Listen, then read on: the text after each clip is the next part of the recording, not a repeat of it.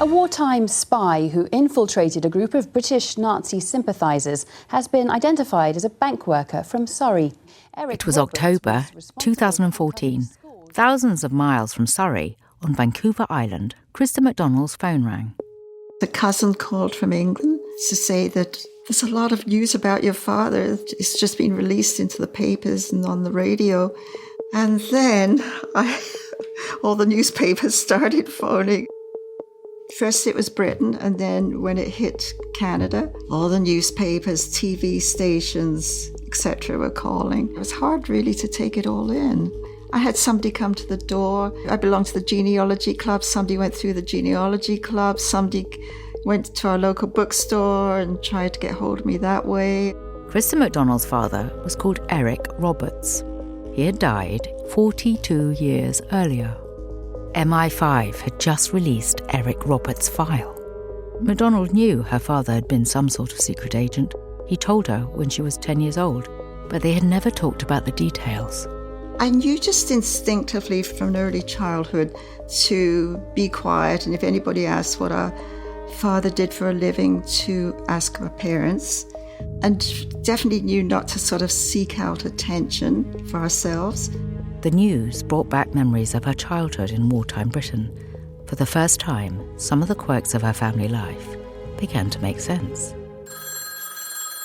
We were told to stay away from the phone for various reasons, which is probably obvious. Our phone was bugged. If the phone rang, then to pass it over to my father or mother. Her father had always been careful about household security, locking the doors, closing the windows, and drawing the curtains every evening when the sun went down. I remember one time, I was probably about 8 at the time, and he was walking home from the railway station to our house, which was a 3-mile walk. This car came zooming at a very fast speed. He thought it was obviously aiming at him. He was just walking by a brick wall, and there happened to be just an opening in this wall, and he jumped into it. And he said that he did tell my mother, and his kids were around at the time, that he thought somebody was aiming for him to kill him. Now, in 2014, MacDonald was about to learn much more about the mysteries of her father's life. The MI5 files revealed a wartime conspiracy. A network of British fascists gathered secret information that might help the Nazi cause and hasten Britain's defeat. This network was often referred to as a fifth column. The fascists believed they were passing secrets to a Gestapo officer who'd been planted in England. But they had been fooled. The person they were really passing secrets to was Eric Roberts. He went through life as an ordinary bank clerk, but in reality, he was a top-secret MI5 agent. He was known by the codename Jack King. I'm Helena Bonham Carter, and for BBC Radio 4, this is History's Secret Heroes. True stories of deception, acts of resistance, and courage from World War II.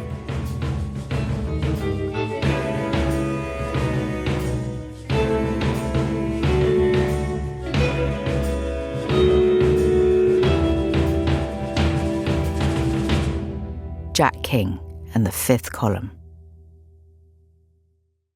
Eric Roberts had been born into an ordinary middle-class family. In 1907, he went to a grammar school. He is a reasonably successful student. This is Robert Hutton, journalist and author of the book Agent Jack, the true story of MI5's secret Nazi hunter.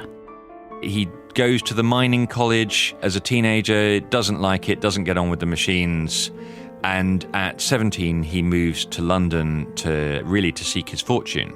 He goes to work for the Westminster Bank as a clerk, doing boring, administrative, ordinary, old-fashioned banking, sitting behind a glass window and talking to customers and so on. Very ordinary, dull work.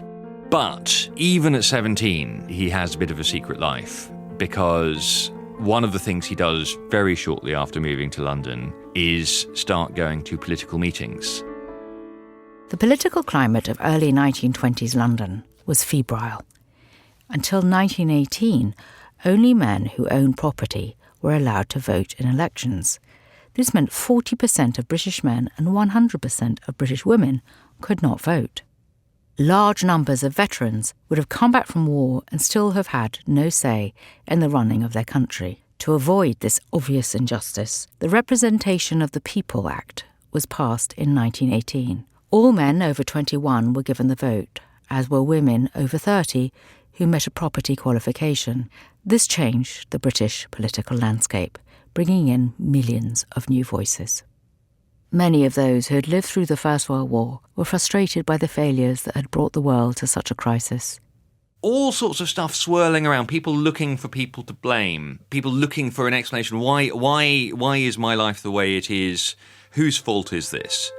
The world changed dramatically during and after the First World War.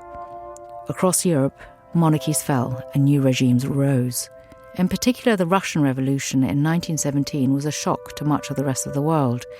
The last Tsar was murdered, and the Soviet Union became a communist state. In Britain, communism's promise of equality and justice appealed to some young people who were disillusioned with their own political system. Many in the British establishment, though, saw communism as a deadly threat. They're looking for something that can fight it. And the thing that they find is the thing that's worked in Italy, which is fascism, which sort of seems to offer some of what people find appealing about communism. There's talk of equality and strong government, but is combined with patriotism and a respect for hierarchies and so on. Some mainstream British politicians who were opposed to communism and socialism openly admired Mussolini and fascism as an alternative. At the time, many young people like Eric Roberts were joining political groups. And he joins an outfit called the British Fascisti. The British Fascisti Party was founded by a wealthy, radical, anti-communist and alcoholic called Rotha Linton Orman.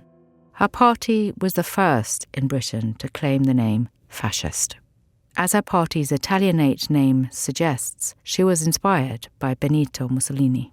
And Eric, I guess probably he's obviously attracted to the patriotic side of the British Fascisti more than he's attracted to the sort of the equality side of communism. In the British Fascisti Party, Roberts met a man by the name of Maxwell Knight. In the 1920s, political groups and industrialists often sent spies into each other's organisations. Knight was undercover. He was spying on the British Fascisti. Knight believed Eric Roberts was young and curious enough to be moulded into an agent. He asked Roberts if he would also join the Communist Party.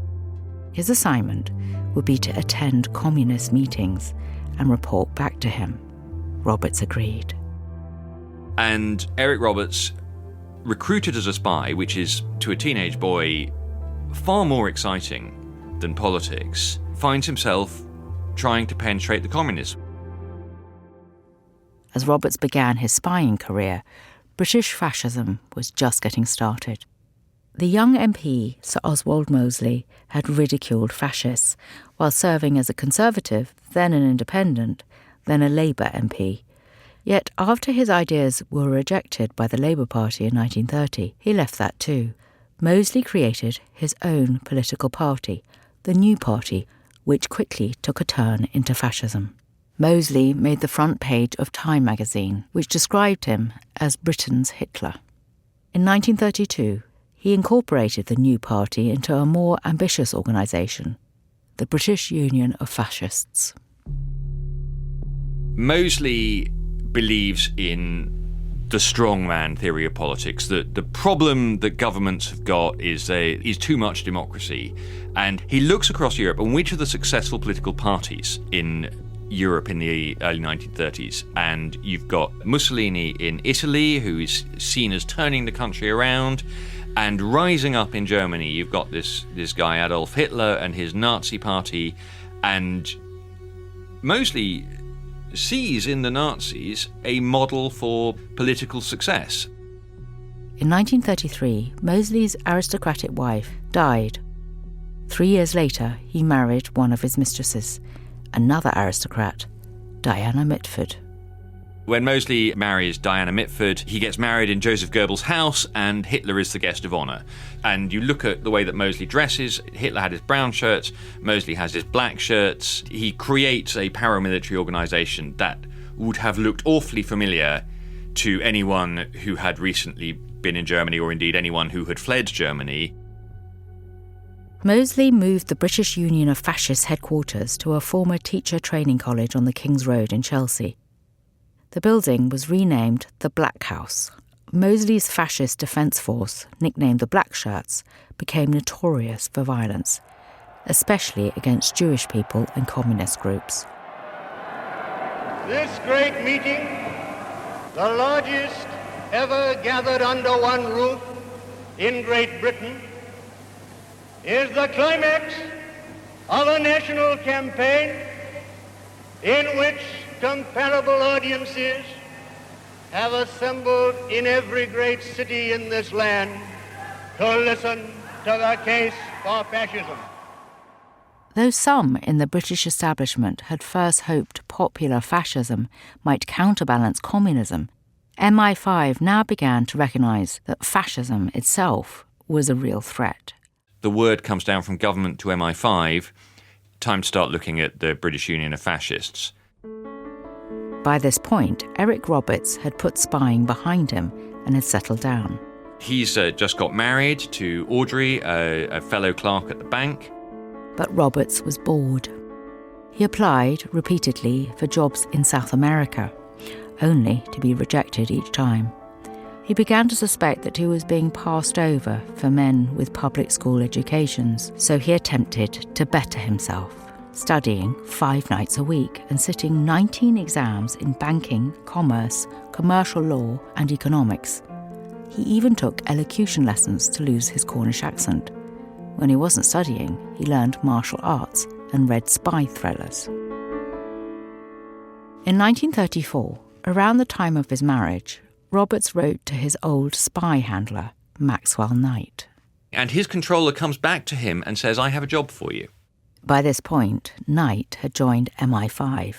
And the job is, we would like you to join the British Union of Fascists, go along, get involved, see what you can find out.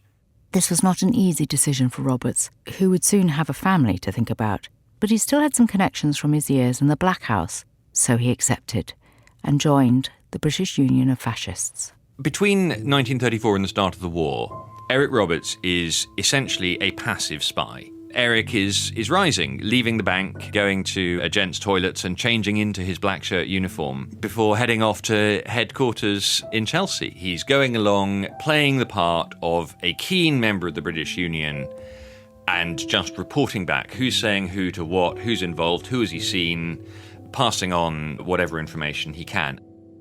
This is London. You will now hear a statement by the Prime Minister. This morning, the British ambassador in Berlin handed the German government a final note stating that unless we heard from them by 11 o'clock, that they were prepared at once to withdraw their troops from Poland, a state of war would exist between us. I have to tell you now that no such undertaking has been received, and that consequently this country is at war with Germany. War breaks out, and the British Union is quite rapidly proscribed. It becomes a forbidden organisation, and its leaders are rounded up. Through the late 1930s, Roberts had risen through the ranks of the British Union of Fascists to the level of inspector. MI5 knew that Roberts could be useful to them. First, though, he had to be freed up from his day job at the bank. MI5 wrote to Roberts' boss, asking for his immediate release for special work. And in reply, the sort of controller of Westminster Bank says, well, obviously you can have this man if you want him, but we'd really like to know why on earth you want him, because we don't think there's anything very special about him. If only they knew. Roberts' new role would remain secret for decades. Eric at this point is invited to formally join MI5 and be sort of A, a fascist expert, and B, an undercover man, because he's good at it. And he spends the next year or so, essentially whenever MI5 think they have a dubious fascist and they'd like someone to go and get alongside them and suss them out and take a view as to whether or not they're dangerous, Eric is very often the man they send. In 1941, Roberts was assigned a new handler at MI5, Victor, 3rd Baron Rothschild. The Rothschilds were one of the most prominent Jewish families in Europe and were explicitly targeted and demonised by Nazi propaganda. One Austrian member of the family was held prisoner by the Nazis and ransomed for an enormous sum of money. In Britain, Lord Rothschild felt this threat keenly. When war broke out, he joined the British Intelligence Service. Part of his remit at MI5 was to look for Nazi sympathisers within the United Kingdom who might be planning sabotage attacks. He quite quickly establishes that the big worry is factories and production and technology. And he becomes worried about a big German company that's based in Britain that he thinks would have been an ideal starting point for any network of German spies, and that's called Siemens. British intelligence had been keeping watch on the industrial manufacturing company Siemens since the First World War. When the war began, Siemens was forcibly taken over by the custodian of enemy property. This put the company under British management and cut its ties with Germany. As war approached in the 1930s, MI5 began to look at Siemens again. In 1940, Lord Rothschild submitted a report on the company. While its German head, Carl Friedrich von Siemens, was deemed far from pro-Nazi, there were suspicions around some of the British staff at the West London factories. Lord Rothschild was convinced that Siemens was a nest of spies. At this point in the war, the conviction of the British government, and to some extent MI5, is that the reason that the Nazis were so successful in moving across Europe is because they had help. And this idea of what's called a fifth column. A fifth column is a secret group of enemy sympathisers who try to undermine a country from within. The term was used to describe Nazi sympathisers outside Germany. It's believed that that's how the Germans were able to overrun Europe, they were able to overrun the Netherlands and France so quickly. And it's MI5's job to find the fifth column. Lord Rothschild's starting point was Siemens. He needed someone to infiltrate the spy ring he believed was operating there and sniff out any potential collaborators. Eric Roberts was the obvious man for this job. In order to maintain his cover, he was given a new identity as Jack King, a metals expert. MI5 was monitoring an employee in the Siemens factory with German heritage and links to the British Union of Fascists. His name was Walter Wegener. Eric Roberts' mission as Jack King was to get close to Wegener's sister, Dorothy. MI5 hoped that she could lead him to the Nazi sympathisers or agents within Siemens. And he does this for about a year, and they're not really getting anywhere. They even try a little bit of entrapment. Eric, in his guise as an expert on a particular kind of metal casting, presents this woman with a British tank plan that he's got hold of, and says, if only we could get this to the Germans. And she doesn't know. She has no idea what to do with it. She hides it in a jar of marmalade, and the operation is a bust. After a year of spying on Dorothy Wegener, Eric Roberts and Lord Rothschild came to a conclusion. There was no Siemens spy ring. And by the end of 1941, MI5 has pretty much concluded that there is no British fifth column. But the intelligence operation did reveal something of interest. A substantial number of British people wanted to be in a fifth column. At the start of 1942, Rothschild has a thought, which is, well, if there is no fifth column, but there are lots of people who'd like to be in the fifth column, why don't we run the fifth column? In other words, MI5 could fool these people into believing they were part of a Nazi spy ring. And that way, we can find all of these potential traitors, and we know where they are, so we can round them up if we need to, and we can keep an eye on what they're doing, and perhaps they will lead us to other potential traitors. Perhaps they will lead us to real traitors. Roberts had previously played Jack King as a hapless Nazi sympathiser. Now King was promoted to the role of Gestapo agent, running his own network of informers. He set up headquarters in the basement of an antique shop on London's Marylebone High Street. MI5 ensured it was thoroughly bugged. And so they begin what is known in MI5 as the fifth column operation. MI5 would draw up an invasion list of sympathisers who could be rounded up in the event of a German attack. There was one person at the top of that list, a secretary named Marita Perigo. Roberts had met Perigo during his research into alleged spies at Siemens. Marita is a convinced fascist, and she, unlike the others who are just sort of sitting around complaining about things, she's not for sitting around and complaining. She wants to do. Her husband, Bernard, has already been interned, is being held in prison for his fascist activities, and Marita wants to take revenge. Perigo was exactly the kind of Nazi sympathiser that MI5 was concerned about. Lord Rothschild described her as crafty and dangerous. He said, "A woman of this type, with so much misdirected ingenuity, might do great harm to the security and war effort of this country." To convince Perigo that he was a Gestapo agent, Jack King would need proof. MI5 created a fake Gestapo pass for him, complete with a swastika stamp. Marita is galvanised by Jack King's revelation, and immediately she sees that she has got her way to help the war effort, in this case, against Britain. And first of all, because she was a keen fascist, she has a lot of friends, and she busily begins sort of sounding them out and recruiting them. From the basement of the antique shop, Jack King would use Perigo to build a network of Nazi sympathisers in Britain. She helped him recruit dozens of people. And she wants to do more. And the first thing, obviously, that she suggests is that she should get involved in sabotage. Now, MI5, the last thing MI5 want these people to be doing is actual sabotage. The whole point is to stop them from doing sabotage. So they're looking for something that people could harmlessly do, and they settle on espionage. Perigo told Roberts that she had copied down details of military operations and equipment from her employer's papers. She had also made sketches of the security arrangements at factories she had visited. She handed all of these documents over to Roberts, confident that they would reach Germany. By the end of the Second World War, Roberts had identified around 500 Nazi sympathisers in Britain.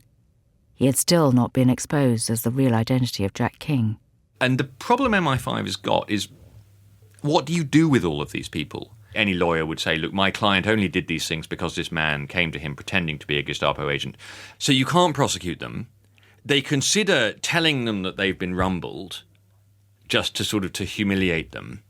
And then they have this further thought. After the war, no one knew how the political situation in Europe would develop. Roberts was told to keep his contacts, including Perigo, close at hand. By this stage, British fascism is pretty much a wholly owned concern of MI5 and indeed of Eric Roberts. There is very little happening inside British fascism that does not get reported back to Eric. And so they think, well, why don't we just keep it going?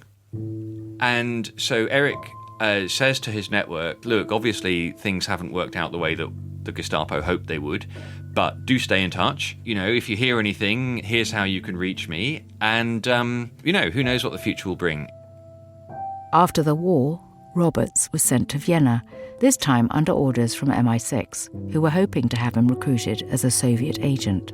The mission was a failure. He returned a year later, disillusioned with espionage. In 1956, Roberts left MI5 and accepted a pension.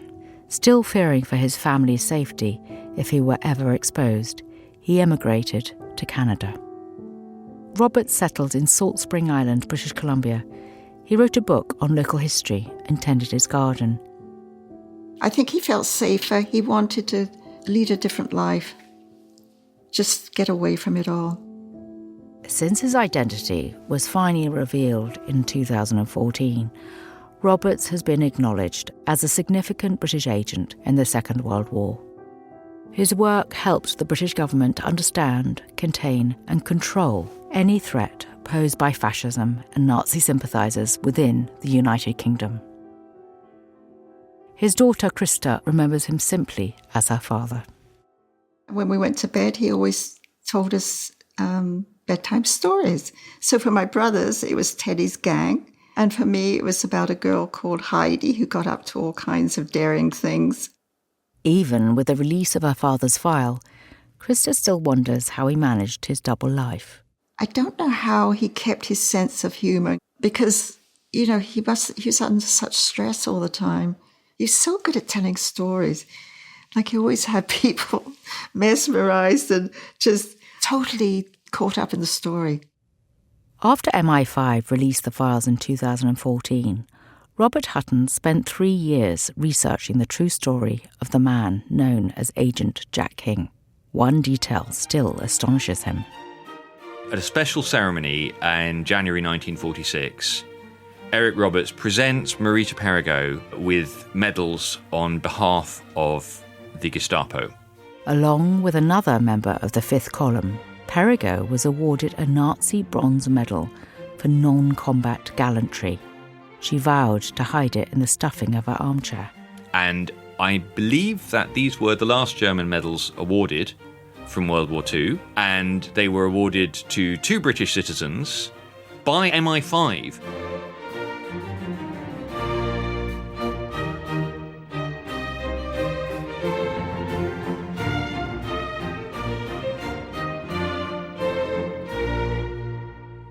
Perigo and her fellow British fascists of the Fifth Column lived the rest of their lives believing they had been secret Nazi heroes. Thanks to Eric Roberts, the truth was that all along they had been spying for MI5.